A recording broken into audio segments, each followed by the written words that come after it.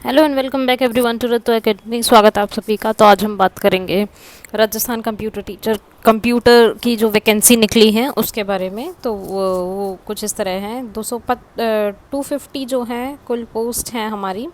और जो हम ऑनलाइन एप्लीकेशन फॉर्म फिल करना होगा, मतलब इसकी ऑनलाइन ऑफिशियल वेबसाइट पर जाके, राजस्थान बोर्ड की ऑफिशियल वेबसाइट पर जाके हम क्या करेंगे, पहले तो रजिस्ट्रेशन करना पड़ता है हमें। जैसे हमें एक लॉगिन आईडी या पासवर्ड मिलेगा, एसएसओ आईडी और पासवर्ड मिल जाएगा। वो बाद में लॉगिन करने के लिए हमें नीड होती है, तो एसएसओ आईडी और पासवर्ड हमें याद रखें। उसके बाद एसएसओ आईडी और पासवर्ड डाल के उसके बाद हमें क्या करना है, लॉगिन करना है। एंड आफ्टर दैट जो आपको करंट रजिस्ट्रेशन के लिए ऑन गोइंग रिक्रूटमेंट पे क्लिक करके और अप्लाई नाउ पे क्लिक करना होगा।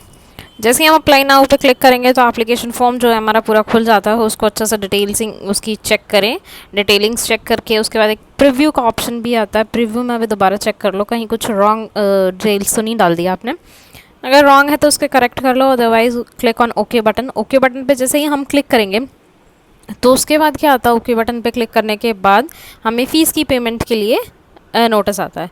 जैसे ही फ़ीस की पेमेंट हो जाती है उसके बाद हम अपने या फिर ओके बटन पे क्लिक कर देते हैं। तो एप्लीकेशन फॉर्म में अगर कोई भी मिस्टेक हुई है तो उसको हम करेक्ट नहीं कर पाएंगे। और try to give your phone number और ईमेल आईडी जो करंटली आप खुद यूज़ कर रहे हो, क्योंकि जो भी डिटेल्स होंगी या जो भी अपडेट्स होंगी वो सारी किस पे आएंगी, आपके फ़ोन नंबर पे आएंगी। तो जो आपका परीक्षा शुल्क है वो 450 होगा जो जनरल कैटेगरी से हैं। फिर पिछड़ा वर्ग जो है वो 350 के लिए, अनुसूचित जनजाति के आवेदन के लिए 250 और कार्मिक विभाग मतलब बाकी जो भी बच गया उन सब के लिए भी 250 का है। अगर आप राजस्थान से नहीं है, किसी और स्टेट से अप्लाई कर रहे हैं तो आप जनरल कैटेगरी के माने जाएंगे और आपकी फ़ीस जो है वो 450 ही रहेगी। ठीक है। तो उसके बाद जो है रिजर्वेशन की अगर हम बात कर लें तो ये रिजर्वेशन है, जैसे कुल पद 220 दिए हैं सामान्य कैटेगरी के। सामान्य 55 है, सामान्य महिला 17, विधवा 6, अनुसूचित जाति के इसी तरह से 25, 7 और 3, अनुसूचित जनजाति अन्य पिछड़ा वर्ग सबके दिए हुए हैं। तो एक बार ये ज़रूर चेक कर लें। हॉरिजॉन्टल रिजर्वेशन, वर्टिकल रिजर्वेशन, ये सब कुछ दिया हुआ है। और उसके बाद आपका क्या आता है, अगर रिजर्वेशन है, अगर आप भूतपूर्व सैनिक हैं तो उसके लिए आपको 12.5% का रिजर्वेशन मिलता है। 12 जिले में सहराई आदिम जाति के आवेदक को आवेदन पत्र में अपनी श्रेणी से संबंधित कॉलम में स्पष्ट रूप से अंकन करने पर उन्हें 12 जिले में सरैया जाति के लिए राज्य सरकार के निर्देश क्रमांक ये 10-10 दिनांक कितने के अनुसार आरक्षण का लाभ दे होगा। मतलब इनको भी लाभ मिलेगा। अनुसूचित जनजाति, अन्य पिछड़ा वर्ग, अति पिछड़ा वर्ग, इन सबको भी रिजर्वेशन कैटेगरी में ही रखा गया है। ईडब्ल्यूएस वालों को रखा गया है। तो ये सब कुछ है। तो रिजर्वेशन, अगर आप कोई उत्कृष्ट खिलाड़ी हैं, मतलब स्पोर्ट्स कोटा से आते हैं, तो उससे भी आपको बेनिफिट मिल सकता है।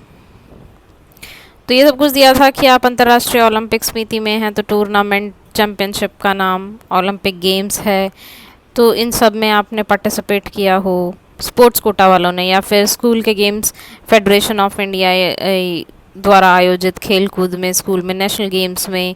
मतलब ये सब कुछ आप एक बार जो स्पोर्ट्स कोटा से हैं वो बच्चे इसको चेक कर लेंगे। फिर है विशेष योजनाएं किसके लिए, कि ब्लाइंडनेस के लिए, लो विजन के लिए, hearing impairment and locomotor disability, इन सब को भी रिजर्वेशन कैटेगरी के अंडर रखा जाएगा।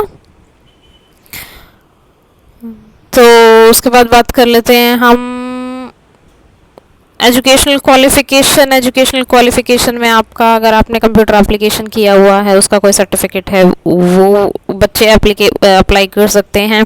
किसी मान्यता प्राप्त विश्वविद्यालय या गणित या सांख्यिकी या अर्थशास्त्र से कम किसी एक विषय के साथ स्नातक उपाधि या इलेक्ट्रॉनिक्स विभाग भारत सरकार के नियंत्रणाधीन DOEACC द्वारा संचालित O लेवल का या फिर उससे ऊपर लेवल का अगर आपके पास कोई सर्टिफिकेट है तो वो एप्लीकेबल है।